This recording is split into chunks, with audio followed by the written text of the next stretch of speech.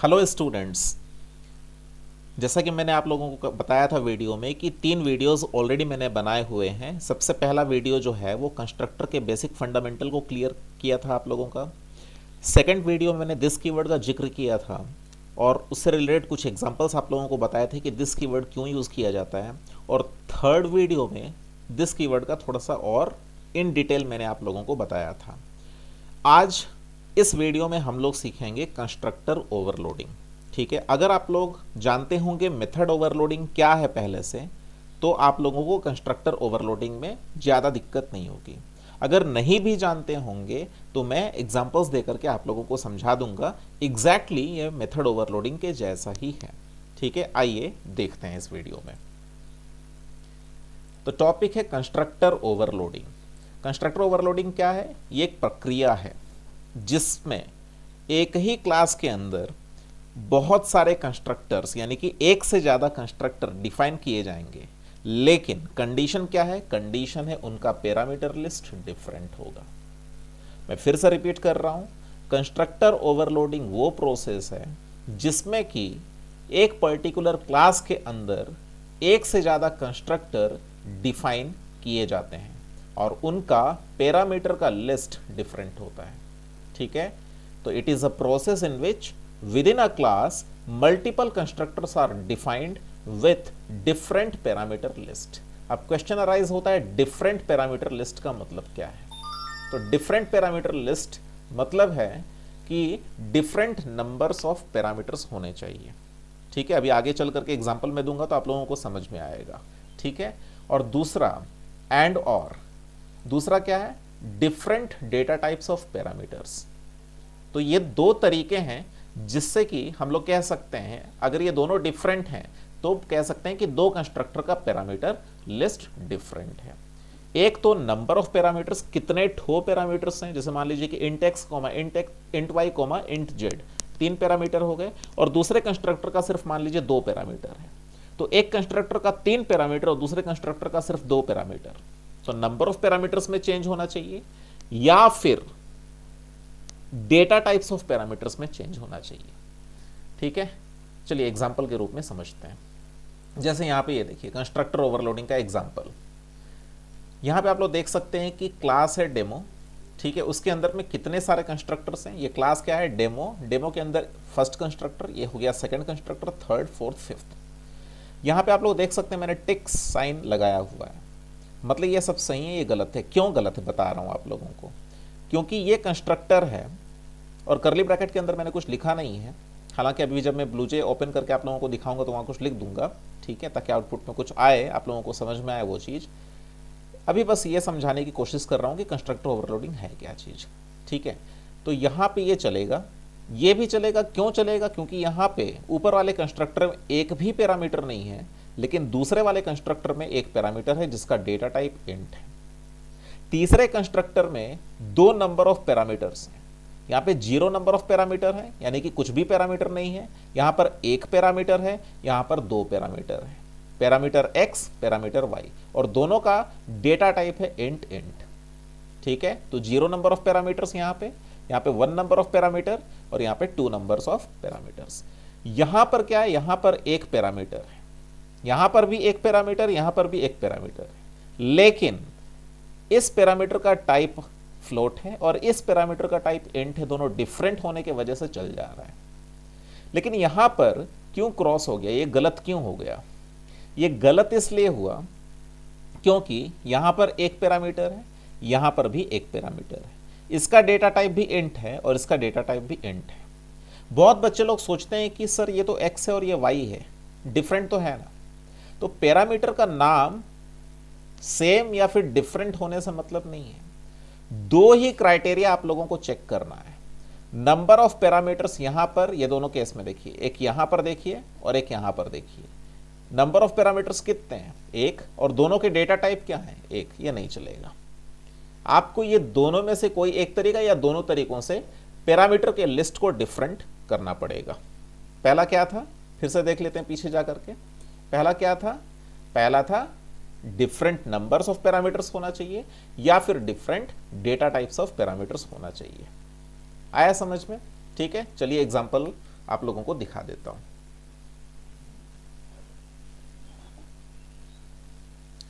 जैसे क्लास है demo, PUBLIC, public class demo. इसके अंदर एक कंस्ट्रक्टर डिफाइन करते हैं, ठीक है।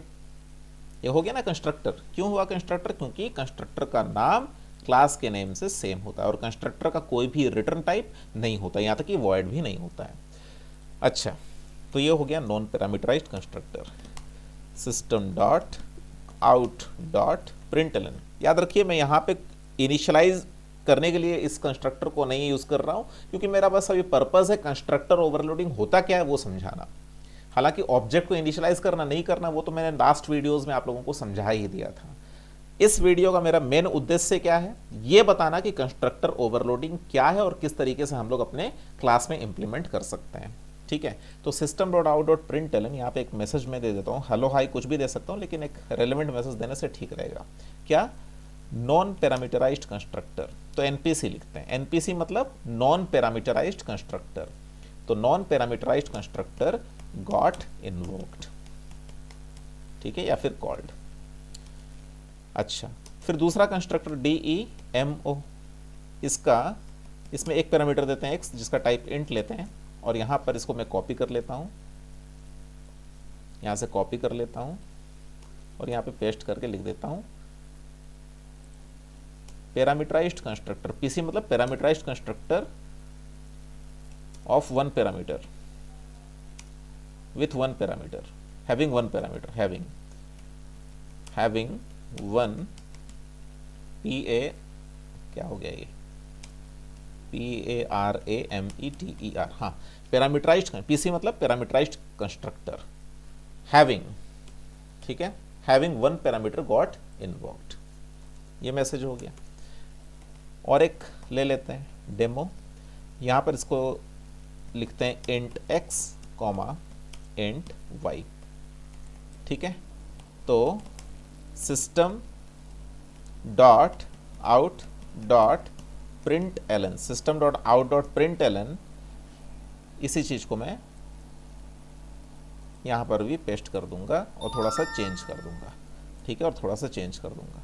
पैरामीटराइज्ड, पीसी मतलब parameterized constructor having two parameters got invoked. ऐसे बस एक मैसेज लिख दे रहा हूं ताकि आउटपुट स्क्रीन में जब ये प्रिंट हो तो आप लोगों को पता चले कि हाँ ये एग्जीक्यूट हुआ है, ठीक है। कब एग्जीक्यूट होगा? जब ऑब्जेक्ट हम लोग क्रिएट करेंगे, और ऑब्जेक्ट क्रिएट करते समय उतने ही पैरामीटर्स और उसी टाइप के पैरामीटर्स हमें पास करने होंगे। दिखाऊंगा आप लोगों को, देखिए अभी। तो इसको बस इतना करके आप लोगों को कंपाइल करके दिखाता हूं। कंट्रोल के, देखिए नो सिंटेक्स एरर आया नीचे, ठीक है।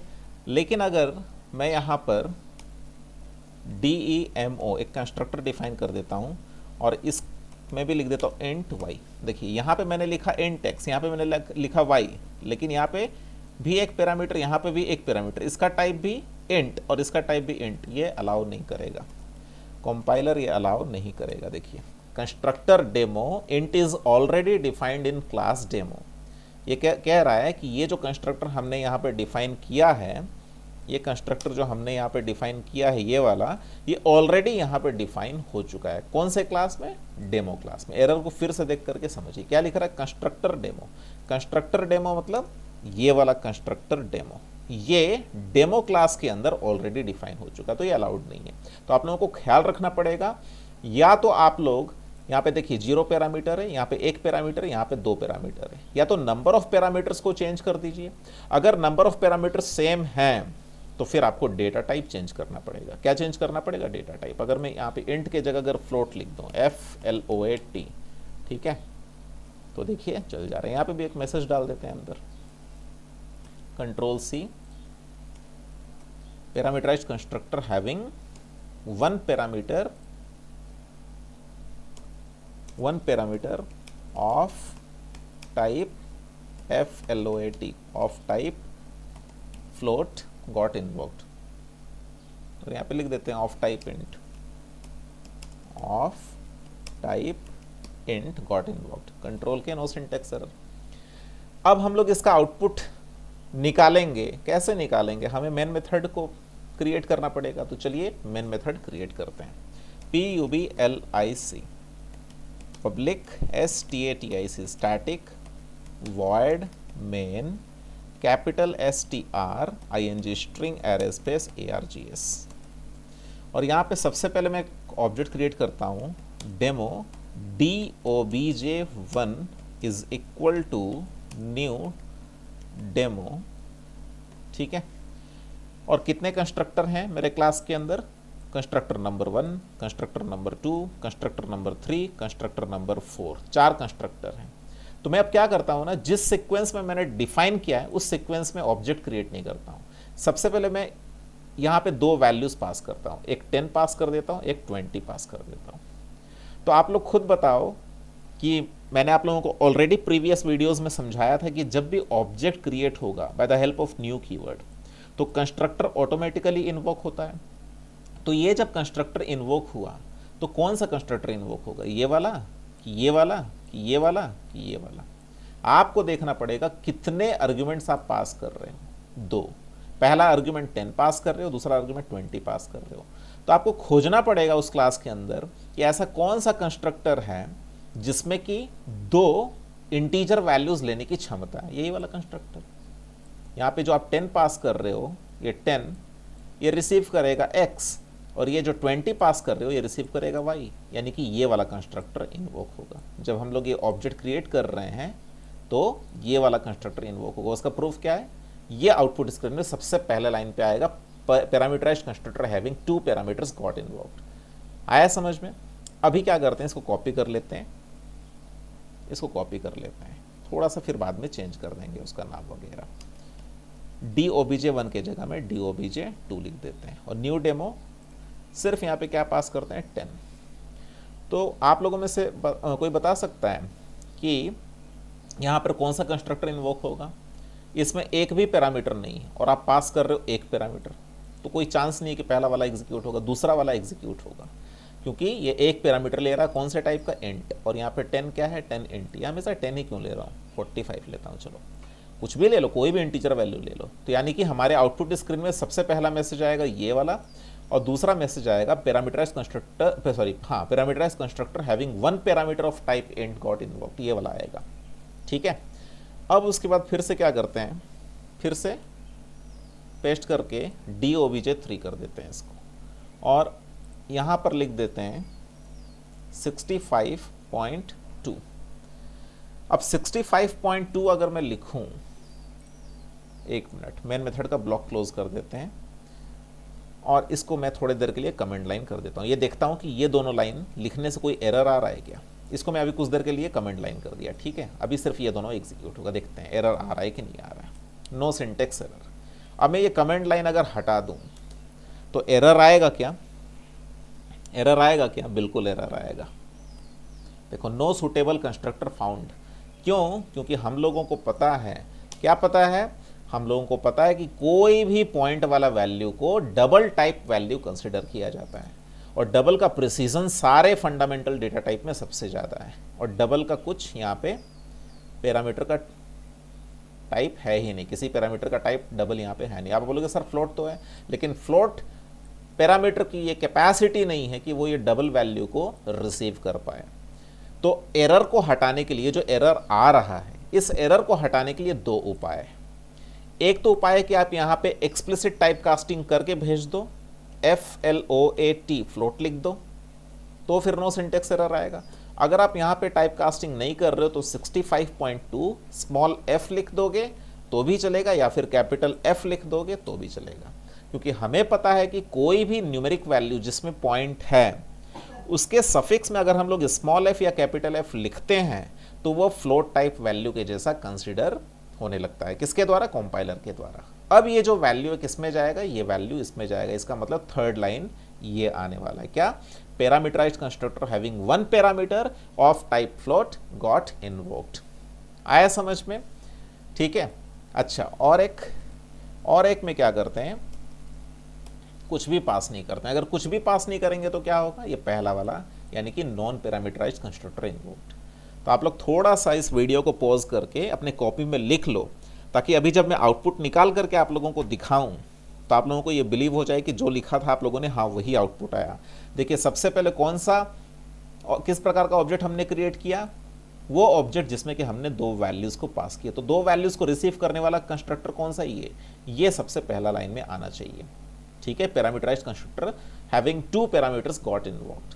अच्छा, फिर उसके बाद 45 एक पैरामीटर पास किया, एक आर्गुमेंट पास किया, तो उसको कौन रिसीव करेगा, ये parameterized constructor having one parameter of type and got involved. फिर तीसरा में एक फ्लोट वैल्यू, तो of type float got involved, कुछ भी पैरामीटर नहीं, यानी कि non parameterized constructor got involved. अब ये काम करते हैं, इसको कंपाइल कर देते हैं, हाँ DOBJ4 होगा, सॉरी DOBJ4। ठीक है, कंपाइल कर देते हैं, नो सिंटेक्स एरर, और बैक जा करके राइट क्लिक करके मेन मेथड को कॉल करते हैं। और मेन मेथड के अंदर हमने 4 ऑब्जेक्ट्स क्रिएट किए हैं बाय पासिंग डिफरेंट वैल्यूज। ये देखिए मैंने कहा था ना, सबसे पहला आ जाएगा parameterized constructor having two parameters got involved.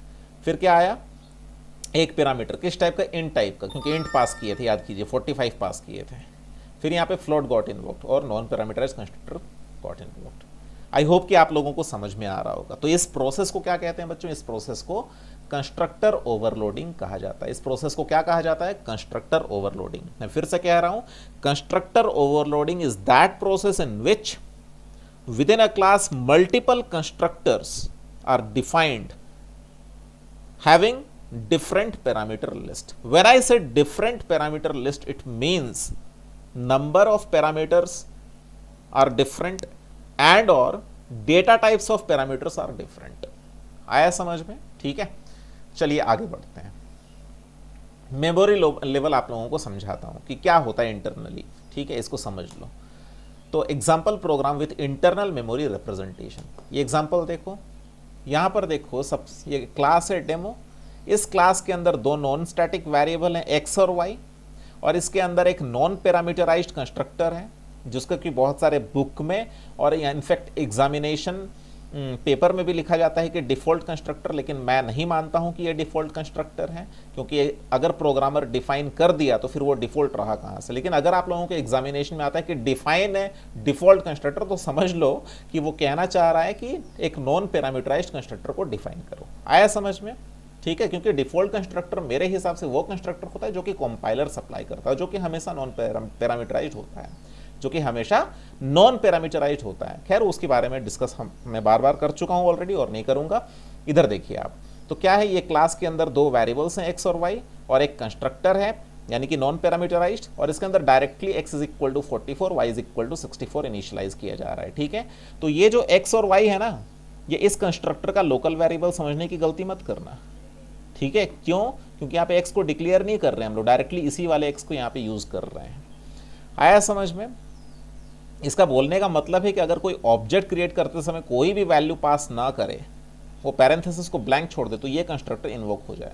और जब ये कंस्ट्रक्टर इन्वोक हो, तो जिस ऑब्जेक्ट के क्रिएशन के वजह से ये कंस्ट्रक्टर इन्वोक होगा, उस ऑब्जेक्ट के x के अंदर 44 चला जाएगा और उसी ऑब्जेक्ट के y के अंदर 64 चला जाएगा। अभी जब मैं मेमोरी यहाँ पे समझाऊंगा आप लोगों को तो समझ में आएगा इस चीज को। अच्छा, चलते हैं आगे। दूसरा कंस्ट्रक्टर जो है वो पैरामीटराइज्ड कंस्ट्रक्टर है, जिसमें कि दो पैरामीटर्स हैं, पहला पैरामीटर x है और दूसरा पैरामीटर y है। दूसरे शब्दों में हम लोग कह सकते हैं कि इस कंस्ट्रक्टर के दो लोकल वेरिएबल्स हैं, एक हो गया x और दूसरा हो गया y, क्योंकि हम जानते हैं कि अगर पैरामीटर्स हैं तो वो लोकल वेरिएबल्स ही कहलाएंगे। ठीक है, इसके अंदर मैं बता चुका हूं ऑलरेडी, प्रीवियस आप लोग 2 वीडियोस 3 वीडियोस देख चुके हो, तो इसको हम समझाने की जरूरत मैं अभी नहीं समझता हूं। ठीक है, दिस डॉट एक्स का मतलब क्या हुआ, इज इक्वल टू के लेफ्ट साइड में दिस डॉट एक्स लिखा जाता है, मतलब इंस्टेंस वेरिएबल को रिफर किया जा रहा है, और इज इक्वल टू के राइट साइड में सिर्फ एक्स लिखा जा रहा है, मतलब इस पैरामीटर को रिफर किया जा रहा है। आया समझ में? और फिर एक मेथड मैंने डिफाइन किया, डिस्प्ले सम, और इस मेथड के अंदर क्या हो रहा है, the sum of x and y is x plus y. ठीक है, और मेन मेथड मैंने यहाँ पे डिफाइन किया। ठीक है, आगे बढ़ते हैं। मेन मेथड के अंदर हमने क्या किया, न्यू कीवर्ड की मदद से एक ऑब्जेक्ट क्रिएट किया और दो वैल्यूज को पास किया। क्या पास किया? दो वैल्यूज को पास किया। ये 10 चलाया जाएगा कहां पे? इस कंस्ट्रक्टर के पास जाएगा? बिल्कुल नहीं, क्योंकि आप दो वैल्यूज पास कर रहे हो तो वो वही कंस्ट्रक्टर इन्वोक होगा जिसके पास दो वैल्यूज को रिसीव करने की कैपेसिटी है। तो ये दोनों कंस्ट्रक्टर में, ये ऊपर वाले कंस्ट्रक्टर और नीचे वाले कंस्ट्रक्टर में दो वैल्यूज को रिसीव करने की कैपेसिटी किसके पास? इसके पास है क्या? नहीं, इसके पास नहीं है, नीचे वाले के पास है। तो ये जो 10 है ये चला जाएगा x के अंदर, यानी कि इस वैल्यू 10 को रिसीव कर लेगा x, या फिर कह सकते हैं कि 10 इनिशियलाइज हो जाएगा x में और 20 रिसीव कर लेगा y, मतलब कह सकते हैं दूसरे शब्दों में कि y के अंदर 20 चला गया, 20 इनिशियलाइज हो गया। ठीक है, अब देखिए जब न्यू कीवर्ड इस्तेमाल किए तो मेमोरी लेवल में अब समझिए, हम लोगों को पता है कि स्टैक वो मेमोरी एरिया है जहां पे लोकल वेरिएबल्स क्रिएट होते हैं लेकिन मेथड्स के फ्रेम्स के अंदर, और हीप एरिया वो मेमोरी है जहां पे ऑब्जेक्ट क्रिएट होता है। तो ये जो न्यू कीवर्ड है, ये न्यू कीवर्ड की वजह से क्या होगा, हाँ सबसे पहले ये आप लोग ये बात समझ लीजिए कि इस प्रोग्राम के अंदर कितने मेथड्स हैं। Method number 1, method number 2, method number 3, method number 4। Sir आप ये दोनों को मेथड क्यों बोल रहे हैं, ये तो कंस्ट्रक्टर है। कंस्ट्रक्टर भी एक स्पेशल मेंबर मेथड है, तो इसलिए मैंने कहा कि ये हो गया कंस्ट्रक्टर 1 मतलब पहला मेथड, ये हो गया कंस्ट्रक्टर 2 मतलब दूसरा मेथड, डिस्प्ले सम हो गया तीसरा मेथड और मेन मेथड हो गया फोर्थ मेथड। तो स्टैक एरिया में कितने मेथड्स के फ्रेम बनेंगे, 4 मेथड्स के फ्रेम बनेंगे। किसके किसके, मेन मेथड के, कंस्ट्रक्टर के, ये वाले कंस्ट्रक्टर के और डिस्प्ले सम मेथड के। ठीक है, देखिए पहले बना मेन मेथड का फ्रेम, फिर पैरामीटराइज्ड कंस्ट्रक्टर का फ्रेम बना, फिर नॉन पैरामीटराइज्ड कंस्ट्रक्टर का फ्रेम बना और फिर डिस्प्ले सम मेथड का फ्रेम बना। इसके अंदर क्या होगा, इसके अंदर लोकल वेरिएबल्स क्रिएट होंगे। ठीक है, तो इधर देखिए न्यू कीवर्ड के वजह से क्या हुआ, पहले हीप एरिया में ऑब्जेक्ट क्रिएट हुआ और हम लोग जानते हैं कि हर एक ऑब्जेक्ट का एक एड्रेस होता है, तो इसका एड्रेस हो गया 1010। मान लीजिए एज्यूम कीजिए कि जो ऑब्जेक्ट क्रिएट हुआ ये न्यू कीवर्ड के वजह से, प्रोग्राम में देखिए आप लोग, इस न्यू कीवर्ड के वजह से, अब मेमोरी को देखिए, ये जो ऑब्जेक्ट क्रिएट हुआ उसका जो रेफरेंस 1010 है वो क्रिएट होगा। ठीक आया समझ में? अच्छा, तो उसके अंदर क्या होगा, किस टाइप का ऑब्जेक्ट क्रिएट हुआ, यहाँ पे देखिए न्यू के बाद क्या लिखा हुआ है, डेमो। तो डेमो क्लास के अंदर कितने नॉन स्टैटिक वेरिएबल है, 2 x और y, तो x क्रिएट हुआ और y क्रिएट हुआ, है ना। यानी कि उस ऑब्जेक्ट के अंदर एक जगह बना जिसका नाम है x और दूसरा जगह बना जिसका नाम है y। आया समझ में? अब इधर ध्यान से देखिए कि 10 गया कहां पे, इस पैरामीटर में, और 20 गया कहां पे, y पैरामीटर में। ये दोनों है क्या, लोकल वेरिएबल्स। लोकल वेरिएबल्स कहां पे क्रिएट होंगे, इस कंस्ट्रक्टर के फ्रेम के अंदर, इसलिए x इज इक्वल टू 10 और y इज इक्वल टू 20 यहां पे आप लोगों को दिख रहा है। आया समझ में? अब दिस डॉट एक्स में बताया था, दिस क्या है, this refers to the reference of current object. This एक वेरिएबल के जैसा काम करता है और वो करंट ऑब्जेक्ट के रेफरेंस को होल्ड करता है। करंट ऑब्जेक्ट मतलब वही ऑब्जेक्ट जिसके क्रिएशन के वजह से वो कंस्ट्रक्टर इन्वोक हुआ है। तो ये जो कंस्ट्रक्टर अभी इन्वोक हुआ, ये वाला सेकंड वाला, किसके वजह से, इस ऑब्जेक्ट के वजह से। तो इस ऑब्जेक्ट का x और y और इस ऑब्जेक्ट का जो रेफरेंस है 1010, ठीक है, इस ऑब्जेक्ट का जो रेफरेंस है 1010 वो होल्ड करेगा दिस। इसलिए दिस देखिए यहाँ पे ध्यान से आप लोग, दिस क्रिएट हुआ, दिस के अंदर 1010 आ गया जिसके वजह से दिस इसको पॉइंट करने लगा। तो जब आप लिखे दिस डॉट एक्स मतलब इस ऑब्जेक्ट का x, जब आप लिखे दिस डॉट वाई तो मतलब इस ऑब्जेक्ट का y। ठीक है, और इसके अंदर आ गया 10, इसके अंदर आ गया 20। यानी कि ये जो लोकल वेरिएबल्स जो रिसीव किया था, यानी कि ये जो पैरामीटर x और y रिसीव किया था 10 20, ये चला गया इस ऑब्जेक्ट के अंदर, तो x के अंदर 10 और y के अंदर 20। आया समझ में? ठीक है, अब उसके बाद हम लोग क्या कर रहे हैं, उसके बाद हम लोग ऑब्जेक्ट जब क्रिएट हो गया तो DOBJ1 में स्टोर कर रहे हैं। यहाँ पे देखिए अभी मेमोरी देखिए, तो DOBJ1 में भी 1010 यानी कि इस ऑब्जेक्ट का रेफरेंस आ गया जिसके वजह से DOBJ1 भी इसको पॉइंट करना स्टार्ट कर देगा। अब हम लोग DOBJ1 के मदद से डिस्प्ले मेथड को यहाँ पे कॉल कर रहे हैं। तो डिस्प्ले मेथड कंट्रोल कहाँ चला जाएगा, डिस्प्ले सम मेथड। अब मैंने गलती से यहाँ पे डिस्प्ले लिख दिया है, ठीक है, आप लोग इसको थोड़ा सा चेंज कर दीजिएगा, ये गलत हो गया, डिस्प्ले नहीं होगा, यहाँ पे डिस्प्ले सम होगा। ठीक है, यहाँ पे क्या होगा, डिस्प्ले सम होगा। मैं फिर से बता दे रहा हूँ, यहाँ पे क्या होगा, डिस्प्ले सम होगा। अच्छा, तो डिस्प्ले सम के पास चला जाएगा कंट्रोल और यहाँ पे क्या प्रिंट होगा, the sum of x. Display sum method के अंदर तो कहीं पे भी एक्स नहीं है। कौन सा एक्स, उसी ऑब्जेक्ट का एक्स जिसके ऊपर डिस्प्ले मेथड को कॉल किया गया है, डिस्प्ले सम मेथड को कॉल किया गया है, यानी कि ये वाला एक्स। तो आएगा the sum of 10 and 20 is 10 + 20 30 आएगा। आया समझ में?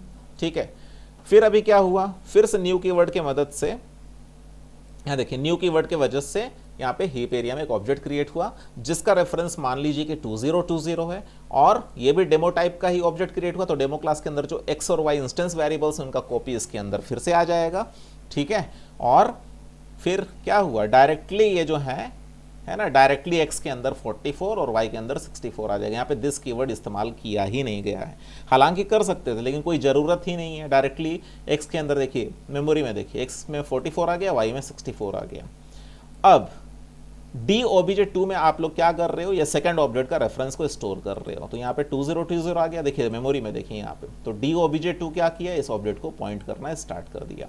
ठीक है, अब हम लोग क्या करेंगे, डी ओबीजे 2 से डिस्प्ले मेथड को कॉल करेंगे। मैं फिर से बोल रहा हूँ, टाइपिंग करते समय थोड़ा सा गलती हो गया था, यहाँ पे ये डिस्प्ले मेथड नहीं होगा, यहाँ पे डिस्प्ले सम लिखना है हम लोगों को। अभी जब मैं प्रोग्राम आप लोगों को करके दिखाऊंगा तो वहाँ पे डिस्प्ले सम लिखूंगा। ठीक है, आप लोग इसको थोड़ा सा अपने नोट्स में डिस्प्ले मत लिखना, डिस्प्ले सम लिखना। या तो इसको चेंज कर दो, इसको डिस्प्ले बना दो, और या तो फिर इसको डिस्प्ले सम यहाँ पे कर दो। ठीक है, अच्छा, तो ये एज्यूम करते हैं कि डिस्प्ले सम लिखा हुआ है। तो डिस्प्ले सम जब कॉल हुआ तो इस समय the sum of x and y is x plus y. ये जो डिस्प्ले सम मेथड अभी कॉल हुआ, कौन से ऑब्जेक्ट पे कॉल हुआ, डी ओबीजे 1 पे कॉल हुआ कि डी ओबीजे 2 पे कॉल हुआ? डी ओबीजे 2 पे कॉल हुआ। और डी ओबीजे 2 कौन से ऑब्जेक्ट को रिफर कर रहा है? उस ऑब्जेक्ट को रिफर कर रहा है जिसमें कि एक्स और वाई का वैल्यू 44 और 64 है। तो इसलिए आउटपुट में the sum of 44 and 64 is equal to कितना आना चाहिए, 108 आना चाहिए। आया समझ में? तो ये हो गया इंटरनल मेमोरी लेवल रिप्रेजेंटेशन। आया समझ में? इस तरीके से काम होता है। ठीक है, तो ये क्या हुआ, इस प्रोग्राम में कर क्या रहे हैं हम लोग, कंस्ट्रक्टर ओवरलोडिंग चल रहा है कि भैया अगर कोई वैल्यू देना चाहता है अपनी इच्छा अनुसार तो वैल्यू भी दे सकता है, कोई अगर नहीं देना चाहता है तो ना दे। अगर नहीं देगा तो उसके ऑब्जेक्ट के एक्स के अंदर 44 और 64 ऑटोमेटिकली चला जाएगा। तो यहाँ पे आज़ादी दे दी गई ऑब्जेक्ट को क्रिएट करने वाले पे, भैया तुम अगर चाहो तो वैल्यू दो, ना चाहो तो मत दो। अगर तुम नहीं दोगे तो ऑटोमेटिकली 44 64 चला जाएगा। और अगर आप चाहते हो कि एक्स और वाई का वैल्यू तुम पास करो तो भैया ठीक है, आप यहाँ पे वैल्यू पास कर दो। ठीक है, तो इसलिए कंस्ट्रक्टर ओवरलोडिंग इस्तेमाल हुआ यहाँ पे। ठीक है, आया समझ में या नहीं आया समझ में? अभी हम लोग देखते हैं प्रोग्राम। ये सेम प्रोग्राम को हम लोग वहाँ पे देखेंगे। देखिए, PUBLIC, थोड़ा सा बड़ा कर देता हूँ फॉन्ट। हाँ, पब्लिक क्लास डेमो। इसके अंदर दो नॉन स्टैटिक वेरिएबल डिफाइन करता हूँ या डिक्लेयर करता हूँ, जो बोलना है बोलिए, इंट एक्स और दूसरा इंट वाई। ठीक है, अच्छा, फिर उसके बाद अब यहाँ पे क्या करेंगे, DEMO, ये नॉन पैरामीटराइज्ड कंस्ट्रक्टर, इसमें directly x is equal to क्या लिखूंगा, 44, और वाई इज इक्वल टू क्या लिखूंगा, 64। ठीक है, और एक पैरामीटराइज्ड कंस्ट्रक्टर यहाँ पे डिफाइन करूंगा, इसमें लिखूंगा int x comma int y, और इसमें लिखना पड़ेगा मुझे दिस कंपलसरी लिखना पड़ेगा। क्यों? क्योंकि यहाँ पे नॉन स्टैटिक वेरिएबल का नाम और पैरामीटर का नाम मैंने सेम लिया है। This dot X is equal to X और this dot Y is equal to Y. ठीक है, अब PUBLIC पब्लिक एक non static method DISPLAY display sum. ठीक है, डिस्प्ले सम, वहाँ पे गलती से लिख दिया था मैंने नीचे में कॉल करते समय डिस्प्ले, आप लोग उसको ठीक कर लेना, मैं बार बार बोल रहा हूँ इस चीज़ को। डिस्प्ले सम, और डिस्प्ले सम मेथड क्या कर रहा है, प्रिंट कर रहा है system dot out dot println, system dot out dot println क्या, the sum of concatenation sign X, concatenation sign X पेज दे करके एंड फिर कॉन्केटिनेशन साइन वाई, फिर कॉन्केटिनेशन साइन यहाँ पे लिखना इज, फिर कॉन्केटिनेशन साइन और ब्रैकेट देना जरूरी है। ठीक है, क्या, x plus y, x plus y लिख दिए। अब क्या करेंगे, मेन मेथड क्रिएट करेंगे, पब्लिक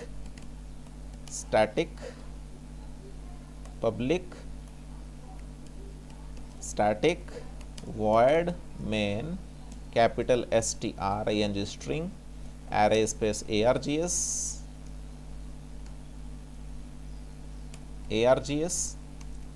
और यहाँ पे एक ऑब्जेक्ट क्रिएट करेंगे न्यू डेमो।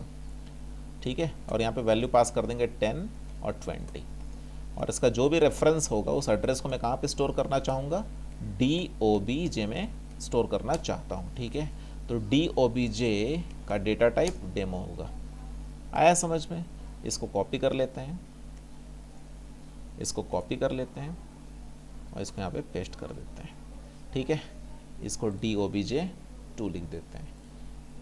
हाँ, फिर DOBJ, ओ कैपिटल है ना, OBJ1 dot DIS PLAY display sum method को कॉल करेंगे, ठीक है।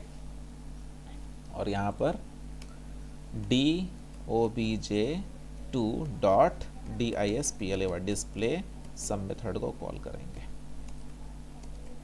कंट्रोल के नो सिंटेक्स एरर, थोड़ा सा छोटा कर देता हूँ ताकि आप लोगों को पूरा प्रोग्राम दिखे। देखिए कुछ नहीं है, एक क्लास के अंदर मैंने दो नॉन स्टैटिक वेरिएबल क्रिएट किया है x और y, और ये नॉन पैरामीटराइज कंस्ट्रक्टर डायरेक्टली इसके अंदर x is equal to 44, y is equal to 64 आ जाएगा। मतलब कोई भी ऑब्जेक्ट क्रिएट करते समय अगर कोई भी वैल्यू पास नहीं करेगा तो उस ऑब्जेक्ट के x और y के अंदर 44 और 64 ऑटोमेटिकली चला जाएगा, और अगर कोई वैल्यू पास करेगा दो इंटीजर वैल्यू तो इसमें आ जाएगा, और डिजायर्ड वैल्यू स्टोर हो जाएगा एक्स वाई के अंदर, उस ऑब्जेक्ट के एक्स वाई के अंदर जो हीप एरिया में क्रिएट होगा। और ये मेथड को मैंने जानबूझ करके नॉन स्टैटिक क्यों बनाया, ताकि इस मेथड को कॉल करने के लिए ऑब्जेक्ट क्रिएट करना ही पड़े। देखिए यहाँ पे डिस्प्ले सम को कॉल करने के लिए ऑब्जेक्ट क्रिएट करना ही पड़ेगा। आया समझ में? और मेन मेथड के अंदर ऑब्जेक्ट क्रिएट किया, पहला ऑब्जेक्ट जिसमें कि मैंने 10 20 वैल्यू पास किया, और फिर डिस्प्ले सम को जब कॉल किया तो इस समय, इस पर्टिकुलर समय डिस्प्ले सम किसके लिए काम करेगा, DOBJ1 के लिए काम करेगा। और DOBJ1 उस ऑब्जेक्ट को रिफर कर रहा है जिसके अंदर 10 और 20 है एक्स और वाई का वैल्यू। फिर दूसरा ऑब्जेक्ट क्रिएट करते समय मैंने यहाँ पे कुछ भी वैल्यू पास नहीं करना है। जब कुछ भी वैल्यू पास नहीं किया, जब यहाँ पे कोई भी वैल्यू पास नहीं किया तो क्या होगा, कौन सा कंस्ट्रक्टर, ये वाला कंस्ट्रक्टर इन्वोक होगा जिसमें कि x में 44 y में 64 आ जाएगा। और फिर जब डिस्प्ले सम मेथड को कॉल किया गया तो क्या यहाँ पे दिखाएगा, the sum of 44 and 64 is 108। देखते हैं, कंट्रोल के नो सिंटेक्स एरर और राइट क्लिक करते हैं और मेन मेथड को कॉल करते हैं। देखिए पहला क्या आया, the sum of 10 and 20 is 30, और दूसरा क्या आया, the sum of 44 and 64 is 108। क्यों? क्योंकि पहली बार जब डिस्प्ले सम मेथड कॉल हुआ तो DOBJ1 से कॉल हुआ, और DOBJ1 को जब हम लोग क्रिएट किए थे तो 10 20 वैल्यू पास किए थे। और ये जो सेकंड बार जो डिस्प्ले सम मेथड कॉल हुआ, किसके वजह से कॉल हुआ, किसके ऊपर कॉल हुआ, DOBJ2 के ऊपर, और किसका रेफरेंस होल्ड कर रहा था, उस ऑब्जेक्ट का जिसमें कि x और y का वैल्यू 44 और 64 दिया गया था। आया समझ में? तो ये कॉन्सेप्ट है कंस्ट्रक्टर ओवरलोडिंग का, ठीक है। आप लोग इस वीडियो को चाहो तो फिर से और एक बार देख सकते हो, ठीक है। तो यही था कंस्ट्रक्टर ओवरलोडिंग का फेनोमेना कॉन्सेप्ट। अभी जब हम लोग एक्सरसाइज के कुछ प्रोग्राम्स करेंगे तो और भी ज़्यादा ये चीज़ क्लियर हो जाएगा, लेकिन मुझे ऐसा विश्वास है कि ये वीडियो आप लोगों के लिए हेल्पफुल है, ठीक है। अच्छे से प्रैक्टिस कीजिए, और अगर नोटबुक लेकर के नहीं बैठे तो मैं फिर से रिक्वेस्ट करूँगा कि नोटबुक लेकर के बैठो, इसको प्रैक्टिस करो अच्छे से, ठीक है। और कुछ भी अगर डाउट्स अगर होता है तो प्लीज़ मुझे कॉल करें, व्हाट्सएप में मैसेज कर सकते हैं या फिर कमेंट सेक्शन में लिख सकते हैं। Thank you and have a nice day.